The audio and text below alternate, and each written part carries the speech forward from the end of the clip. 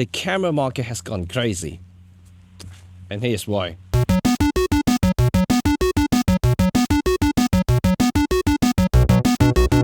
Oh my God, this is absolutely beautiful now. This is a season when you're starting to see yellow leaves, autumn time, best for landscape photography, right? You know, this is just a beautiful place. But anyway, camera market has gone crazy, and I personally think it is. Yesterday, I was invited to an Electrum event at the Fujifilm's House of Photography in Covent Garden. We had a good time there. We talked to some industry experts, some journalists, and also some photographers. And we had a little discussions about what's happening around the whole kind of camera industries. And we all actually agree to a certain extent, you know, that we believe a lot of the makers has gone a little bit off track to what they are supposed to be doing, i.e. making cameras for photographers. We all know that by now, smartphone has literally single-handedly killed off the entire point-and-shoot camera. And that is basically the bread and butter for most camera makers. They were making millions and millions and millions back in the 80s and 90s when point-and-shoot cameras were really, you know, the top of the world. You know, everybody needed to have a point-and-shoot camera to capture their daily lives. That's when photography kind of taking the peak in the world of capturing moments, right? And that, of course, you know, smartphones are doing exactly the same thing and better in many ways. And this is why that, you know, there isn't really a need for point-and-shoot anymore. So anything that you see these days, the point-and-shoot cameras-wise, is really mainly for the niche market.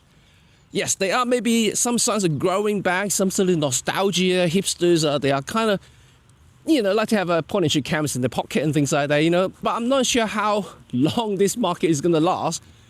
So overall, smartphones are definitely better because it's more versatile, instantly connected to the internet, and also being shareable to your friends and family. And that's the convenience that even with the latest point-and-shoot cameras cannot do, period. Well, in fact, all cameras can't do. You know, I'm talking about like connecting to the internet and shareability. So the connectivity side of it is definitely not something to be proud of in the camera market, even in 2024. And apart from the point-and-shoot market, obviously now the whole market has shifted.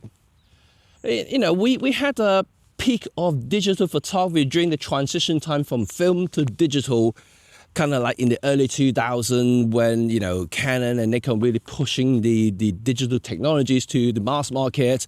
Olympus, of course, revolutionized the mirrorless market. But things has gone stagnant for the last 10, maybe even 15 years. We may not have realized it, but, you know, if you think deeper, you start to see exactly why. One of which is, well, of course, all these technological advances, the number chasing game for the past 15 years, whether it's going to be megapixel, whether it's going to be ISO sensitivity, whether it's going to be how many frame rates you can do. These all number related. You know, recently we're starting to have these sort of AI revolutions now. We've got subject tracking, animal tracking, whatever tracking, star tracking, everything, right? I'm not joking, even product tracking. So I solely think that, you know, the camera has becoming more like a technology piece, a device, more than a camera. It's no longer a tool. It has becoming a computer for the tech-savvy gadget lovers to buy. It's not really for photographers. And of course, they take photos. They take brilliant photos. Don't get me wrong. They are brilliant tools. But to be quite frank, even in my case, yes, I do use some tracking features. But overall, as a photographer, I still kind of stuck to my gun or learning the exposure triangle, mastering it, reading the lights, composition, execution. This has nothing to do with all the stuff that I just mentioned. And that is really weird, right? You know, you think about it, because the cameras are cameras. I mean, they haven't really changed. The fundamental levels, they haven't really changed for the last 100 years. Not really. You know, shutter button, control the aperture, controlling shutter speed, you can change what in the old analog days, change the film speed, and now you can change the ISO sensitivities. But that's really is about it. You know, it's all about the creation, it's about the eyes of the photographer, how they see things differently, how they create the photograph by pressing a shutter at the right time, at the right place, and also using a little bit of a composition there, lighting, shaping, whatever, you know, to create a shot that you really enjoy doing. And that is something that I believe is kind of, you know, says it all. That today's cameras is definitely overkill. And those people who are buying the latest cameras are the ones who really just wanted to have the latest gadget in the pocket. You know, I'm saying this kind of sounded bad in a way. I'm pretty sure many of you are going to hate me for this. Is that, you know, why am I still promoting cameras? Why do I still review cameras? And why am I still, you know, an ambassador for OM System and things like that? Yeah, I'm still supporting what they do. You know, I'm not. No, don't get me wrong. But it's just that this is more like a personal thing for me. I feel that camera companies have now forgotten about certain things. And yesterday when I was in Fujifilm, you know, and I'm not trying to say anything about Fujifilm in general, but I kind of have a sense of connection between myself and photography once again, because at the Photography House of Photography, I was able to see the printers. They had printers at the back. You can actually order prints right there and then. You can have physical thing. You can print photo books, merchandise. You can touch a product. They have demonstration counters. You can see exactly what each lens does. And it's good. It's good to see that. And also, after the Elinchron presentation, I talked to, you know, some of the masters, photographers, and, you know, we had the same discussion. We had the same thing talking about how different it is now in 2024. The digital market has evolved. Many of us believe that the camera market has reached to the point that there isn't anything to advance anymore. And that is the problem. And because of that, camera makers are really trying very hard to entice existing customer to upgrade. But the newer photographers are not necessarily being educated properly to understand exactly what they're getting into. They always think that they need to get the gadgets, to get the latest features, to be able to take better pictures. But you and I know that this isn't true. This is totally bollocks.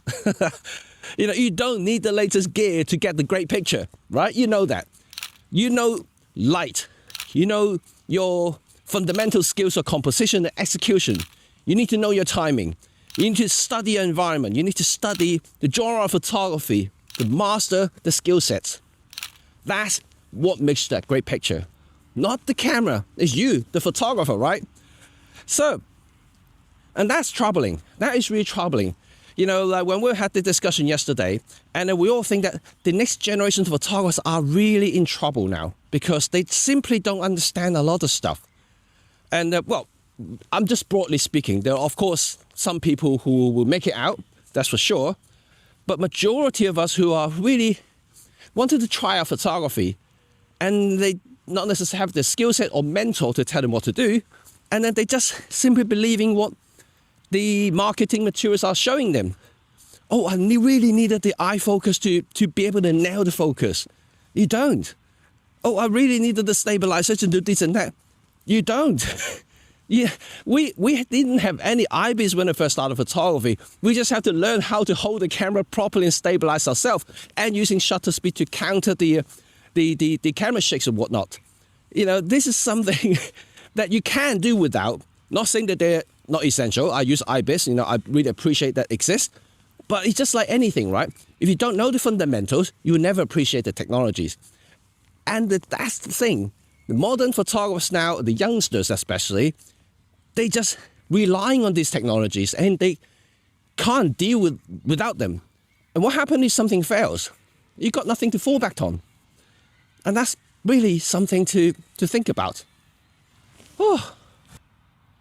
Okay, I'm just taking a walk today.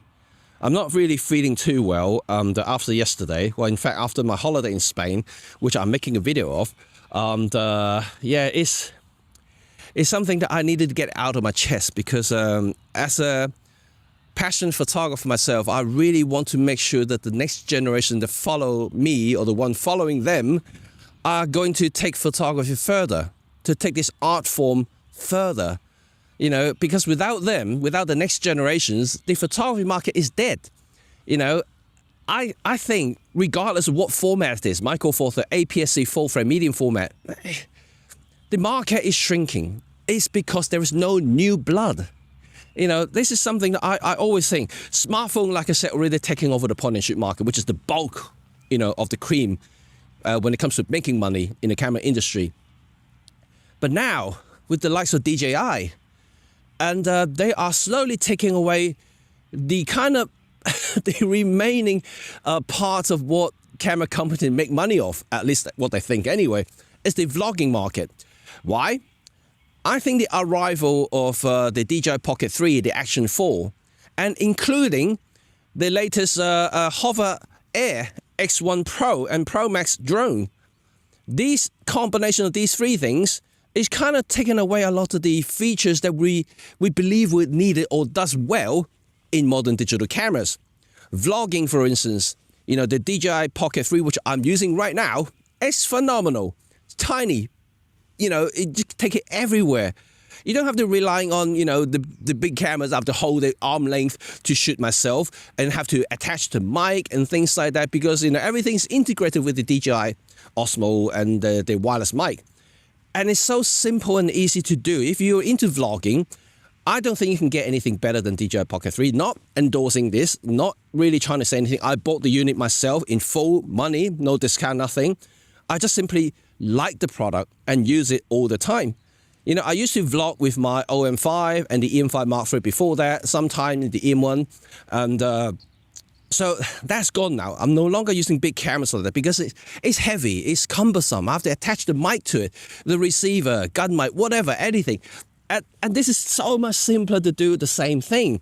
And in fact, the quality isn't too shabby either, as you can tell, right? You know, everyone who used Pocket 3 knows the quality. And I think they have nailed this particular product. Once again, I'm not endorsing it. And I'm just saying out loud that a technology comes along and replace another technology, as simple as that. So now, at the moment, DJI seems to take the crown for the vlogging side of it. For any content creator, any travel bloggers, you know, they've taken it. That's it. And what about the drone kind of flying thing?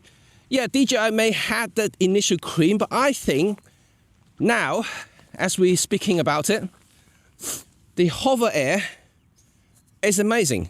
Look at this. I just shoved it in my pocket, and it's great. This is more like a Neo drone that I recently talked about in my previous vlog.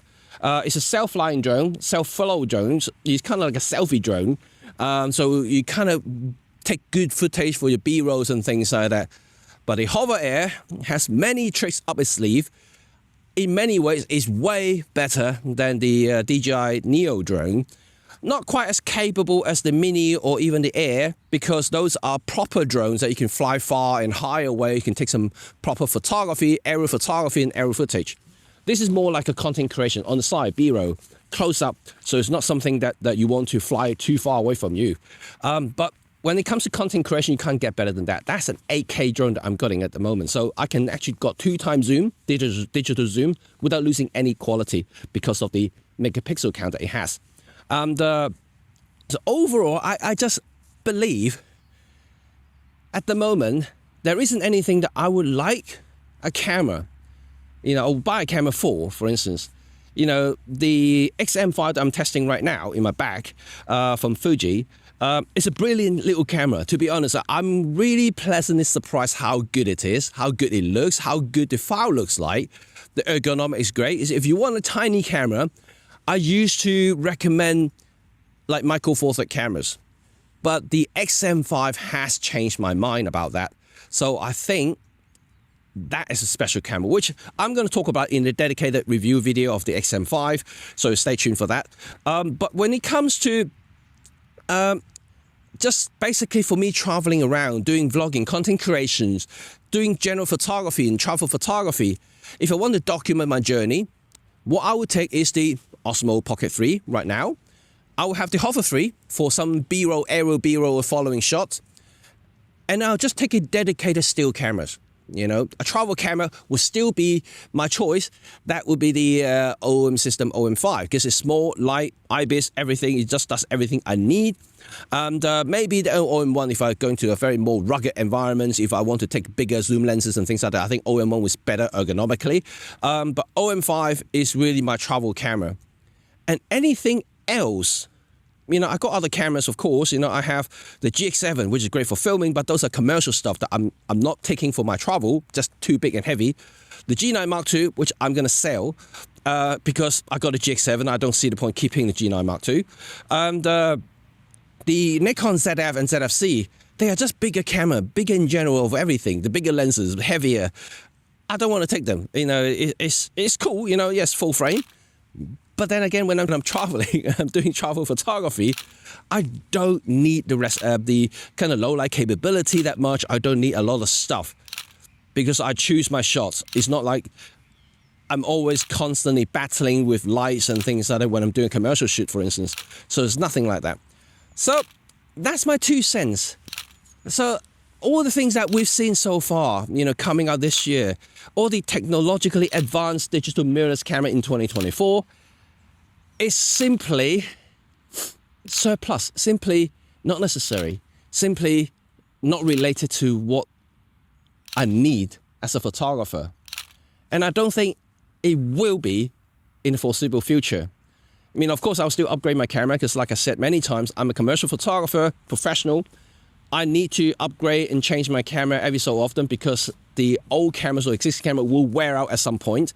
Like this year, I already shot you know, over 25,000 clicks on my ZF, another 20,000 clicks on my OM1 Mark II, another 30,000 clicks on my GX7. So you can see the number of shots I'm doing. And although that is better now because I'm split between 3 cameras, so like I don't necessarily have to wear one camera at a time. So like I'm a little bit better in that sense. But overall, I do shoot a lot of photos every year. And I'm talking about usually in the 100 to 150,000 clicks a year. So this is the numbers I'm going through as a professional. So that means that every 2 to 3 years, I will have to upgrade regardless. So that's my job. But besides the point, what I'm saying is that I don't need to chase the latest product. I don't really need to. I mean, all the cameras that I have now, you know, Rod and I talked about it in our live stream, saying that we actually think cameras 12 years ago are good enough. So we don't need the 2024 models. In fact, if you follow my retrospective series of videos, I talked about the EM1X, the Pen F, you know, the EM5 still perform. They're still great cameras. They still take great pictures. You know, you can get them for cheap. You can get them for like 200 quid. And why spend 2 grand on the latest model, right? I'm not trying to discourage people buying new camera. In fact, I want to encourage them because I don't want any camera companies to go under. You know, that's the truth. You know, but that's the problem. You know, we need new blood in the market. We need new blood to make sure the camera market can be sustained and continue to grow. But for that to happen, the camera company needs to realize, you know, photography is still the heart of what everybody wants. You know, at least from what you guys started as a company, as a camera company, because you make cameras for photographers. So if you're thinking you know want to get something high end, you know, and if you can afford it, please. You know, I'm not discouraging you spending your money. If that makes you happy, please do that.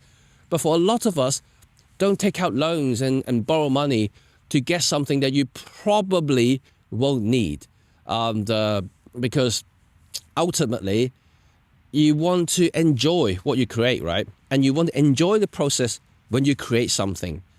And having the financial burden behind you is always going to be difficult.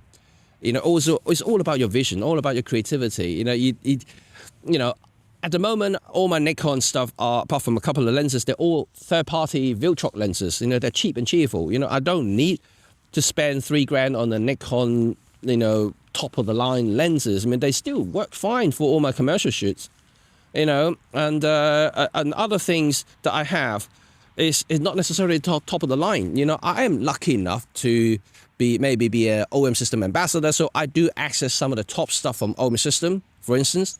So that's different. But generally, I don't always encourage people to get the top of the line stuff, unless they really need them, and also have the budget to swallow them. Overall, photography has got to the point that it's too expensive, way too expensive. And it's not like what it was before now. You know, when I first started photography, I was quite happy to get something like around about 350 quid. You know, a lens and a camera, simple. SLR, you know, cheap. Nowadays, 350 quid can't get you anything, not even a proper lens. So that's my 2 cents. That's why I think the market has gone crazy, really absolutely crazy. So that's it, folks. And let me know in the comment section below what you think about it. And I'm talking in general, nothing about brands or formats in general. I'm not even saying the death of camera market or anything like that, but I am worried.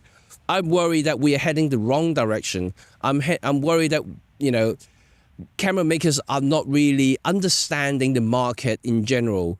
They're trying to do everything, but they are at the same time, you know, at the same time, they're not mastering anything. That they almost forgotten the root, being a photography-centric cameras. Forgot about that.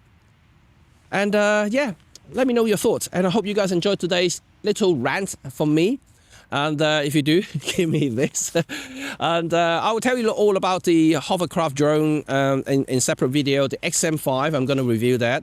And also, I'm going to be doing some really interesting collaboration with Elinchrom in the coming month. So for those who are really into commercial or high-end portrait photography using artificial light, this will be the video for you, because I'll be doing a collaboration with Simon, who's the master of light, the only master of light in the UK. So he is an expert when it comes to artificial lighting. And you should see some of his work. It's totally blow your mind, and it's something that we should take note of, because many of us don't even know how to use flashes and strobes. This is something that is educational, at the same time inspiring for your next journey. Okay, so stay tuned for my contents in the future. I'm going to continue my retrospective series because I got a lot of old cameras to talk about, including my 20-year-old Epson RD1, which I took to Spain. Yep, this time I didn't take high-end cameras to Spain to document the travel. I only used a very modest RD1, which is, like I said, 20-year-old with only 6 megapixel camera. Anyway, thank you very much for watching, and you know what to do now. This, and also sub if you want to stay in touch with all my journey, and also photography, rant, and gear review. Until next time, I'll see you all very soon. Bye for now. Peace.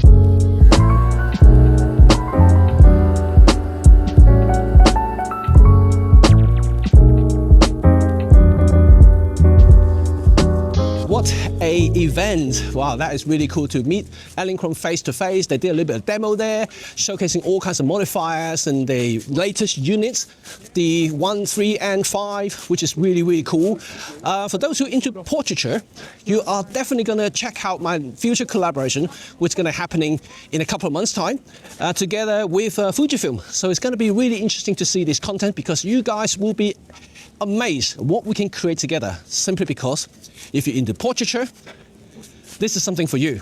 And yeah, I think you guys should really watch this particular video that we're going to be doing together, simply because from an educational point of view, you're going to get a lot of insight, and also open your minds into the possibilities of using artificial lighting and how you can create stunning photographs with simple settings and simple units. So that is going to be cool. And yeah, so I am going to head home now. As you can see, it's dark. It's been going on for a few hours, and also got some goodies from Fujifilm. This is going to be cool. And I'm going to open up when I get back home. I already know what it is. So that's going to be something. And I can't wait to show you guys what it is. But anyway, and if you haven't been to the House of Photography, remember to check out Fujifilm in Covent Garden. They have recently refurbished the whole place. Looks amazing. Looks more logical. Looks more professional. And everything's cool. You can touch all the products and try all the products and speak to all the teams there. They're very knowledgeable about their products. So that is very, very cool. So anyway, don't want to speak too much now because I'm walking and talking and it's really loud and noisy here. So I'm gonna leave you guys to it. Have a good day. And you know what to do now. Thumbs if you like this video and sub if you want to stay in touch with all things photography and filmmaking. Until next time, bye for now. Peace.